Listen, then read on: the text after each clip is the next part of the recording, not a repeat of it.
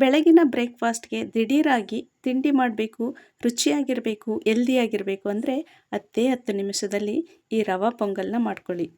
ಬಿಸಿ ಬಿಸಿ ರವಾ ಪೊಂಗಲ್ ಜೊತೆ ಚಟ್ನಿನ ಹಾಕ್ಕೊಂಡು ತಿಂತಾಯಿದ್ರೆ ಆಹಾ ಆನಂದ.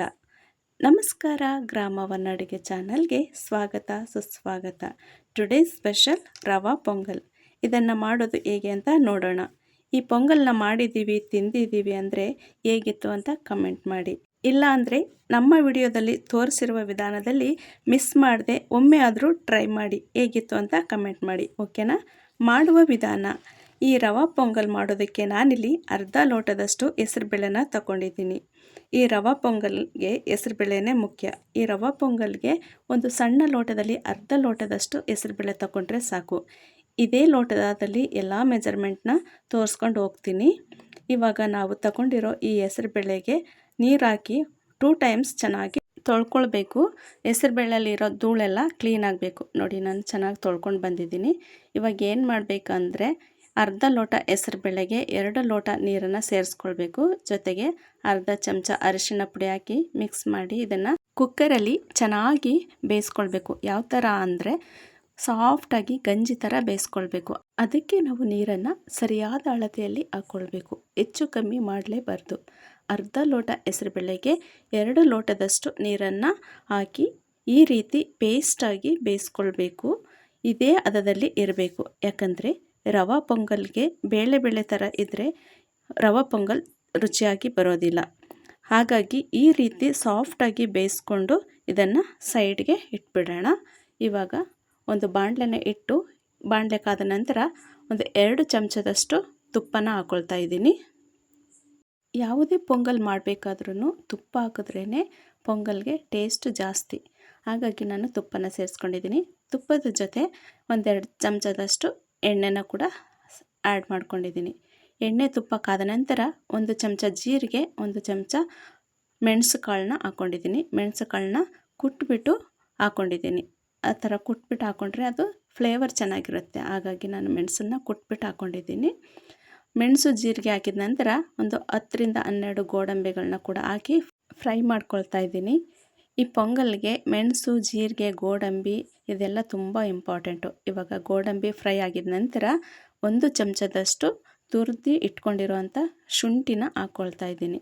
ಬೇಕಾದರೆ ನೀವು ಕಟ್ ಮಾಡಿ ಕೂಡ ಹಾಕ್ಕೊಳ್ಬೋದು. ಇವಾಗ ಈ ಎಲ್ಲ ಪದಾರ್ಥಗಳನ್ನು ಸೇರಿಸಿದ ಮೇಲೆ ಲೋ ಫ್ಲೇಮಲ್ಲಿ ಇದನ್ನು ಹುರ್ಕೊಳ್ಬೇಕು. ಎಲ್ಲಿವರೆಗೂ ಅಂದರೆ ಗೋಡಂಬಿ ಕಲರ್ ಚೇಂಜ್ ಆಗಬೇಕು, ಅಲ್ಲಿ ತನಕ ನಾವು ಇದನ್ನು ರೋಸ್ಟ್ ಮಾಡ್ಕೊಳ್ಬೇಕು. ಇದೆಲ್ಲ ರೋಸ್ಟ್ ಆದ ನಂತರ 2 ಹಸಿಮೆಣ್ಸಿನ್ಕಾಯಿನ ಉದ್ದ ಸೀಳಿ ಹಾಕ್ಕೊಂಡಿದ್ದೀನಿ. ಮೆಣಸಿನ್ಕಾಯಿನ ಹಾಕಿದ ನಂತರ ಇದನ್ನು ಕೂಡ ಸ್ವಲ್ಪ ಹೊತ್ತು ಬಾಡಿಸ್ಕೊಳ್ಬೇಕು. ಖಾರಕ್ಕೆ ಆಲ್ರೆಡಿ ನಾವು ಕಾಳು ಮೆಣಸನ್ನು ಹಾಕ್ಕೊಂಡಿದ್ದೀವಿ. ಹಾಗಾಗಿ ಮೆಣಸಿನ್ಕಾಯಿನ ನೋಡಿಕೊಂಡು ಹಾಕ್ಕೊಳ್ಬೇಕು. ಖಾರ ಪೊಂಗಲ್ ಅಂದಮೇಲೆ ಸ್ವಲ್ಪ ಖಾರವಾಗಿದ್ರೇ ಚೆಂದ.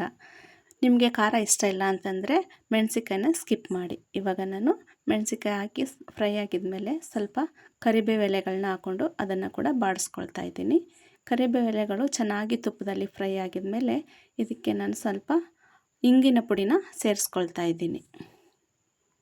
ಈ ಪೊಂಗಲ್ಗೆ ನಾವು ಹಾಕಿರೋ ಎಲ್ಲ ಪದಾರ್ಥಗಳು ತುಂಬ ಅಂದರೆ ತುಂಬಾ ಇಂಪಾರ್ಟೆಂಟು. ಮೆಣಸು, ಜೀರಿಗೆ, ಗೋಡಂಬಿ, ಮೆಣಸಿನ್ಕಾಯಿ, ಶುಂಠಿ, ಇಂಗು, ತುಪ್ಪ ಇದೆಲ್ಲ ಭಾಳ ಅಂದರೆ ಭಾಳನೇ ಮುಖ್ಯ. ಇದರಲ್ಲಿ ಒಂದನ್ನು ಕೂಡ ಸ್ಕಿಪ್ ಮಾಡಲೇಬೇಡಿ. ಯಾಕಂತಂದರೆ ಇದರಲ್ಲಿ ನಾವು ಬೇರೆ ಏನು ಪದಾರ್ಥಗಳನ್ನ ಸೇರಿಸಿಲ್ಲ. ಹಾಗಾಗಿ ಇದೇ ಇಂಪಾರ್ಟೆಂಟು. ಇವಾಗ ಅದೆಲ್ಲ ರೋಸ್ಟ್ ಆಗಿದ ಮೇಲೆ ನಾವು ಯಾವ ಲೋಟದಲ್ಲಿ ಹೆಸರುಬೇಳೆನ ತಗೊಂಡಿದ್ವಿ ಅದೇ ಲೋಟದಲ್ಲಿ 1 ಲೋಟದಷ್ಟು ನಾನು ಬಾಂಬೆ ರವೆನ ತಗೊಂಡಿದ್ದೀನಿ. ಅಂದರೆ ಉಪ್ಪಿಟ್ಟು ಮಾಡ್ತೀವಲ್ಲ ಆ ರವೆ. ಬೇಕಿದ್ದರೆ ನೀವು ಬನ್ಸಿ ರವೆ ಕೂಡ ಯೂಸ್ ಮಾಡ್ಬೋದು. ಅರ್ಧ ಲೋಟ ಹೆಸರುಬೇಳೆಗೆ 1 ಲೋಟ ರವೆನ ಸೇರಿಸಿದ್ದೀನಿ. ಇದನ್ನು ಇವಾಗ ಲೋ ಫ್ಲೇಮಲ್ಲಿ ಫ್ರೈ ಮಾಡ್ಕೊಳ್ಬೇಕು. ಎಲ್ಲಿವರೆಗೂ ಅಂದರೆ ಲೈಟಾಗಿ ಇದು ಕಲರ್ ಚೇಂಜ್ ಆಗಬೇಕು. ರವೆ ಉರಿತಾ ಇರುವಾಗ ಸ್ವಲ್ಪ ಫ್ಲೇವರ್ ಬರುತ್ತೆ ಗಮ್ ಅಂತ, ಅಲ್ಲಿವರೆಗೂ ಇದನ್ನು ಹುರ್ಕೊಳ್ಬೇಕು. ಈ ರವೆ ಉರಿತಾ ಇರಬೇಕಾದ್ರೇ ಸ್ವಲ್ಪ ಅರಿಶಿಣ ಪುಡಿನ ಸೇರಿಸಿ ಇದನ್ನು ಒಂದು 4-5 ನಿಮಿಷ ಚೆನ್ನಾಗಿ ರೋಸ್ಟ್ ಮಾಡ್ಕೊಳ್ಬೇಕು. ಜೊತೆಗೆ ಸ್ವಲ್ಪ ಉಪ್ಪನ್ನು ಸೇರಿಸ್ತಾ ಇದ್ದೀನಿ. ಈ ಸ್ಟೇಜಲ್ಲಿ ಉಪ್ಪನ್ನು ಸೇರಿಸಿದ್ರೆ ರವೆ ಜೊತೆ ಚೆನ್ನಾಗಿ ಮಿಕ್ಸ್ ಆಗುತ್ತೆ. ಇವಾಗ ಎಲ್ಲ ಪದಾರ್ಥಗಳನ್ನು ಸೇರಿಸಿದ್ದಾಯಿತು. ರವೆ ಸೇರಿಸಿದ ನಂತರ ಲೋ ಫ್ಲೇಮಲ್ಲಿ ರವೆನ ಫ್ರೈ ಮಾಡ್ಕೊಳ್ಬೇಕು. ರವೆ ಫ್ರೈ ಆಗೋಷ್ಟರಲ್ಲಿ 4-5 ನಿಮಿಷ ಆಗುತ್ತೆ. ನೋಡಿ ರವೆ ಚೆನ್ನಾಗಿ ಫ್ರೈ ಆಗಿ ಕಲರ್ ಕೂಡ ಲೈಟಾಗಿ ಚೇಂಜ್ ಆಗಿದೆ. ಈ ಟೈಮಲ್ಲಿ ನಾವು ಏನು ಮಾಡಬೇಕಂತಂದರೆ, ಮೊದಲೇ ಬೇಯಿಸಿ ಇಟ್ಕೊಂಡಿದ್ವಲ್ಲ ಹೆಸರುಬೇಳೆ ಪೇಸ್ಟ್, ಅದನ್ನು ಇವಾಗ ಫ್ರೈ ಮಾಡ್ಕೊಂಡಿರೋಂಥ ರವೆ ಜೊತೆ ಸೇರಿಸಿ ಇದನ್ನು ಚೆನ್ನಾಗಿ ಮಿಕ್ಸ್ ಮಾಡ್ಕೊಳ್ಬೇಕು. ಈ ಹೆಸರುಬೇಳೆ ಪೇಸ್ಟು ಯಾಕೆ ಇದೇ ಕನ್ಸಿಸ್ಟೆನ್ಸಿಲಿ ಇರಬೇಕು ಅಂತ ಅಂದರೆ, ರವೆ ಜೊತೆ ಹಾಕಿದಾಗ ಇದು ರವೆ ಜೊತೆ ಚೆನ್ನಾಗಿ ಮಿಕ್ಸ್ ಆಗುತ್ತೆ. ಇಲ್ಲ ಅಂತಂದರೆ ಗಟ್ಟಿ ಗಟ್ಟಿ ಆಗಿಬಿಡುತ್ತೆ, ಉಂಡೆ ಉಂಡೆ ಥರ ಆಗಿಬಿಡುತ್ತೆ. ಹಾಗಾಗಿ ನಮಗೆ ಹೆಸರುಬೇಳೆನ ಬೇಯಿಸುವಾಗ ಸರಿಯಾದ ಅಳತೆಯಲ್ಲಿ ನೀರು ಹಾಕ್ಕೊಂಡು ಈ ಥರ ತೆಳುವಾಗಿ ನಾವು ಹೆಸರುಬೇಳೆನ ಬೇಯಿಸ್ಕೊಳ್ಬೇಕು. ಇವಾಗ ನೋಡಿ ಎಷ್ಟು ಚೆನ್ನಾಗಿ ರವೆ ಜೊತೆ ಮಿಕ್ಸ್ ಆಗಿದೆ. ಇವಾಗ ಇದಕ್ಕೆ ನಾವು ನೀರನ್ನು ಸೇರಿಸ್ಕೊಳ್ಬೇಕು. ನೀರನ್ನು ಯಾವ ಥರ ಸೇರಿಸ್ಕೊಳ್ಬೇಕು ಅಂದರೆ, ನಾವು ಯಾವ ಲೋಟದಲ್ಲಿ ಹೆಸರುಬೇಳೆನ ತಗೊಂಡಿದ್ವಿ ಅದೇ ಲೋಟದ ಅಳತೆಯಲ್ಲಿ ಅರ್ಧ ಲೋಟ ಹೆಸರುಬೇಳೆಗೆ 3 ಲೋಟದಷ್ಟು ನೀರನ್ನು ಚೆನ್ನಾಗಿ ಕಾಯಿಸ್ಬಿಟ್ಟು ಕುದಿಸಿ ನಾವು ಮಿಕ್ಸ್ ಮಾಡಿ ಇಟ್ಕೊಂಡಿದ್ವಲ್ಲ ರವೆ ಮತ್ತು ಹೆಸರುಬೇಳೆ, ಇದಕ್ಕೆ ಸೇರಿಸಿ ಚೆನ್ನಾಗಿ ಮಿಕ್ಸ್ ಮಾಡ್ಕೊಳ್ಬೇಕು. ನೀರನ್ನು ಸೇರಿಸಿದ ಮೇಲೆ ಸ್ವಲ್ಪ ಗಂಟು ಥರ ಬರುತ್ತೆ, ಅದಕ್ಕೇನು ವರಿ ಮಾಡ್ಕೊಳ್ಬೇಡಿ, ಮಿಕ್ಸ್ ಮಾಡ್ತಾ ಸರಿ ಹೋಗುತ್ತೆ.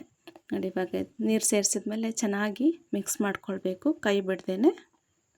ನೋಡಿ ತಿರುಗಿಸ್ತಾ ಇದು ಗಂಜಿ ಅದಕ್ಕೆ ಬರುತ್ತೆ. ಇವಾಗ ಏನು ಮಾಡಬೇಕಂದ್ರೆ, ಒಂದು ಪ್ಲೇಟನ್ನು ಮುಚ್ಚಿ ಲೋ ಫ್ಲೇಮಲ್ಲಿ 2 ರಿಂದ 3 ನಿಮಿಷ ಬೇಯೋದಕ್ಕೆ ಬಿಡಬೇಕು. ಆಲ್ರೆಡಿ ನಾವು ರವೆನ ಹುರ್ಕೊಂಡಿದ್ದೀವಿ, ಕುದಿಯೋ ನೀರನ್ನು ಹಾಕಿದ್ದೀವಿ, ಹಾಗಾಗಿ ಜಾಸ್ತಿ ಬೇಯಿಸೋ ಅವಶ್ಯಕತೆ ಇಲ್ಲ. ನೋಡಿ ಪರ್ಫೆಕ್ಟ್ ರವೆ ಪೊಂಗಲ್ ರೆಡಿ. ನಾನು ವಿಡಿಯೋದಲ್ಲಿ ಯಾವ ರೀತಿ ಸ್ಟೆಪ್ ಬೈ ಸ್ಟೆಪ್ಪು ಎಲ್ಲ ಸಾಮಗ್ರಿಗಳನ್ನು ತುಪ್ಪದಲ್ಲಿ ಹುರ್ಕೊಂಡು ಆಮೇಲೆ ರವೆ ಹಾಕಿ ಆಮೇಲೆ ಚೆನ್ನಾಗಿ ಹೆಸರುಬೇಳೆನ ಬೇಯಿಸ್ಕೊಂಡು ಆಮೇಲೆ ಕುದಿಯೋ ನೀರನ್ನು ಹಾಕಿ ಯಾವ ರೀತಿ ಮಾಡಿದ್ವಿ ಅದೇ ವಿಧಾನದಲ್ಲಿ ನೀವು ಕೂಡ ಈ ರವೆ ಪೊಂಗಲ್ನ ಮಾಡಿ ನೋಡಿ. ಈ ರವೆ ಪೊಂಗಲ್ ಮುಂದೆ ಬೇರೆ ಏನೂ ಅಲ್ಲ ಅಂತೀರ, ಅಷ್ಟು ಸಾಫ್ಟಾಗಿ ಸ್ಮೂತಾಗಿ ಟೇಸ್ಟಿಯಾಗಿರುತ್ತೆ.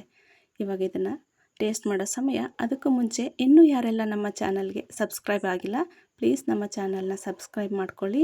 ಹಾಗೆ ಮುಂದಿನ ಹೊಸ ವಿಡಿಯೋಗಳ ನೋಟಿಫಿಕೇಷನ್ಗಾಗಿ ಪಕ್ಕದಲ್ಲಿರೋ ಬೆಲ್ಲೈಕನ್ನ ಒತ್ತಿ ಅಂತ ಹೇಳ್ತಾ ಇವತ್ತಿನ ವಿಡಿಯೋನ ಎಲ್ಲಿಗೆ ಎಂಡ್ ಮಾಡ್ತಾ ಇದ್ದೀನಿ. ಮುಂದಿನ ವಿಡಿಯೋದಲ್ಲಿ ಸಿಗ್ತೀನಿ. ಅಲ್ಲಿವರೆಗೂ ಟೇಕ್ ಕೇರ್, ಬಾಯ್.